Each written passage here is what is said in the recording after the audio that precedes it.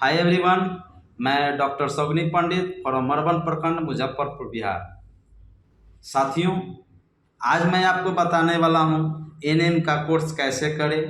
NM का course करने के लिए उम्र सीमा क्या होना चाहिए, न्यूनतम उम्र सीमा क्या होता है, अधिकतम उम्र सीमा कितना होना चाहिए और यह कितने दिनों का कोर्स है, और प्राइवेट कॉलेज में से अगर आप एनएम का कोर्स करते हैं तो उसमें क्या चार्ज लगता है, गवर्नमेंट कॉलेज से सरकारी कॉलेज से अगर एडमिशन कराते हैं तो उसमें क्या चार्ज आपको लगता है, शैक्षणिक योग्यता क्या होता है।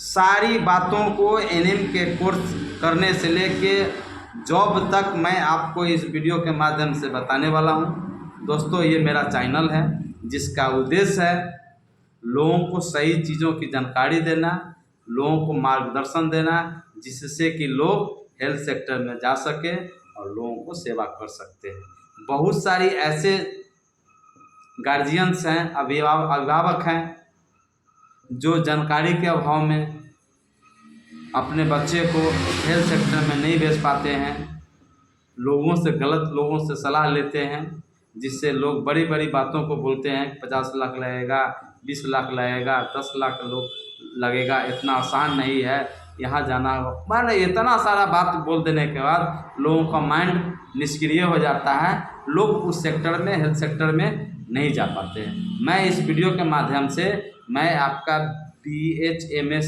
कोर्स करने के लिए क्या होना चाहिए, क्या कैटेगरियाँ होना चाहिए, BAMS के लिए क्या होना चाहिए, BSc नर्सिंग कैसे करें, इस सारी बातों को मैं इस चैनल के माध्यम से आपको बताता हूँ।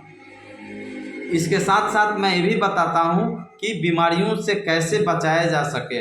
इस चैनल को मेरा बनाने का उद्देश्य है कि इस बीमारियों से, कोई भी बीमारी से कैसे बचा जा सके और बीमारियों से प्रिवेंशन कैसे करें, रोकथाम कैसे करें, उसके लिए हमें शुरुआती से ही हमें क्या करना चाहिए, सारी बातों को मैं आपको अवगत कराता हूँ। साथियों, अगर आप हेल्थ से संबंधित कुछ जानकारी चाहते हैं या आप हेल्थ सेक्टर में कार्य करते हैं, ग्रामीण क्षेत्रों में आप लोगों को प्राथमिक चिकित्सा का सेवा देने का कार्य करते हैं, तो निश्चित ही जानकारी के लिए आप सब्सक्राइब करें, लाइक करें, क्योंकि मैं प्रत्येक दिन नए नए वीडियो के साथ अच्छी जानकारियां लेकर के आपके बीच आता हूं और आपके बीच में शेयर करता हूं। दोस्तों, अब चले हम एनएम का कोर्स के बारे में।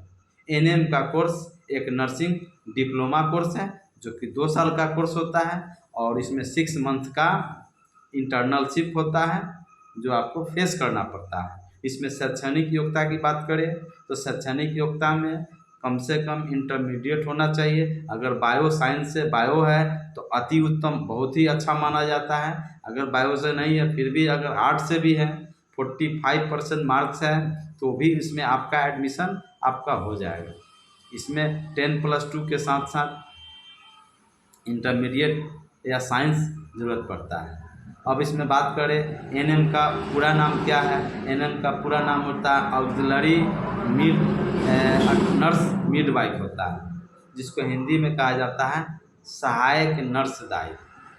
हम बात करें कि एनएम का कोर्स करने के बाद जो भी पोस्ट है, जैसे केंद्र सरकार और भारत सरकार का जो भी हॉस्पिटल्स है उसमें आपका एनएम के पद पर आसानी से हो जाता है।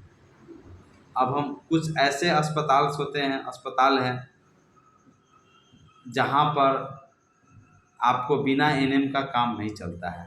वहां भी आपको प्राइवेट सेक्टर में भी आपको अच्छे सैलरी के साथ आपका उसमें जॉब लग जाता है। अगर आप प्राइवेट कॉलेज से या किसी संस्था से, इंस्टीट्यूट से अगर आप एनएम का कोर्स कर रहे हैं तो हमेशा याद रखिए कि उसका जो है भारतीय नर्सिंग परिषद से मान्यता प्राप्त होना चाहिए उस संस्था का, तभी आप कोर्स करें, अन्यथा आपको वैध नहीं माने जाएंगे। उम्र सीमा की बात करें तो एनएम का कोर्स करने के लिए न्यूनतम उम्र सीमा 17 साल होना चाहिए। 17 साल से लेके 35 साल के बीच में न्यूनतम उम्र सीमा होना चाहिए। अब हम एनएम की चयन की बात करें तो एनएम के चयन के लिए आमतौर पर आपके पास जो मार्क्स है, शैक्षणिक योग्यता का मार्क्स है, वो और आपके इंटरव्यू के आधार पर आपको चयन किया जाता है। और कभी इसके साथ साथ शॉर्ट लिस्ट तैयार करने के बाद लिखित परीक्षा भी लिया जाता है। एनएम का जो कार्य होता है, जो कि हॉस्पिटल्स में नर्सिंग से जुड़े सभी कार्यों के बारे में आपको ट्रेनिंग अच्छी से दिया जाता है, आपको बतलाया जाता है। जैसे चाइल्ड हेल्थ में आपका जो कोर्सेज है वो भी आपको कराया जाता है। बात करेंगे कि कुछ ऐसे कॉलेज हैं जहाँ पर आपका प्राइवेट कॉलेज है, जहाँ पर आपका डायरेक्ट एडमिशन हो जाता है, लेकिन कहीं कहीं आपका कॉलेज में आपको एग्ज़ाम देना पड़ता है, इंट्रेंस का एग्ज़ाम देना पड़ता है। इंट्रेंस का एग्ज़ाम देने के बाद आप उसको क्वालिफाई करते हैं, आप फेस करते हैं, तब आपका एडमिशन आपका हो जाता है। तो इस तरह से आपका उसमें एडमिशन होता है। अब हम पैसा की बात करें तो अगर आपका सरकारी कॉलेज में आपका एडमिशन होता है तो सरकारी कॉलेज में आपका 20,000 लगभग 20,000 से लेकर के 30,000 के आसपास में आपको चार्ज लगते हैं। और प्राइवेट कॉलेज में आपको 60,000 से लेकर के 1,00,000 के आसपास में आपको चार्ज लगते हैं। अब हम बात करेंगे कि एनएम के कोर्स के लिए कौन कौन सा सब्जेक्ट होता है।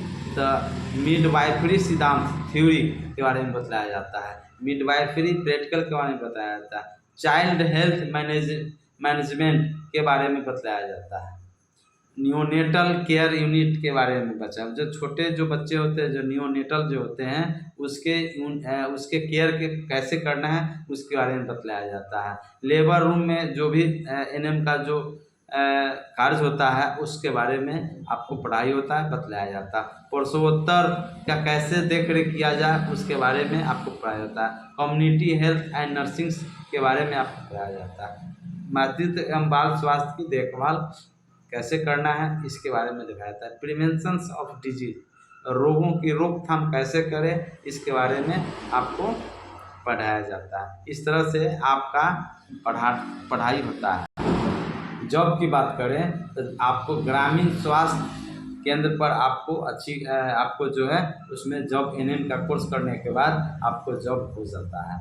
आपको नर्सिंग होम में आपका जॉब, प्राइवेट नर्सिंग होम में आपका आसानी से जॉब मिल जाता है, क्लिनिक में आपको मिलेगा, हॉस्पिटल्स में मिलेगा, या एनजीओ जो होता है नॉन गवर्नमेंट ऑर्गेनाइजेशन उसमें भी आपको जॉब लग जाता है। ट्रामा सेंटर में लगेगा, हेल्थ केयर सेंटर में आप काम करेंगे, मेडिकल कॉलेजों में आप काम करते हैं। अब बात करें कि एनएम का कार्य क्या होता है, तो नर्सिंग क्षेत्रों में जैसे वैक्सीनेशन, टीकाकरण का कार्य करना, प्रसवोत्तर, प्रसव से पहले या प्रसव से बाद क्या क्या कार्य होता है उसमें नर्सिंग का कार्य करना पड़ता है। प्रिस्क्रिप्शन, डॉक्टर्स प्रिस्क्रिप्शन के आधार पर ही उसका फॉलो करने के बाद उसको आपको देखना पड़ता है।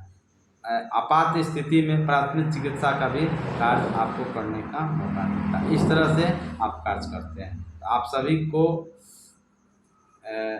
बहुत बहुत धन्यवाद। प्लीज़ जो मेरे चैनल में नए हैं या पहली बार चैनल से जुड़े हैं तो प्लीज़ सब्सक्राइब ज़रूर करें, ताकि हर वीडियोज़ आपके बीच नोटिफिकेशन के माध्यम से मिलता रहेगा। आप सभी को बहुत बहुत धन्यवाद।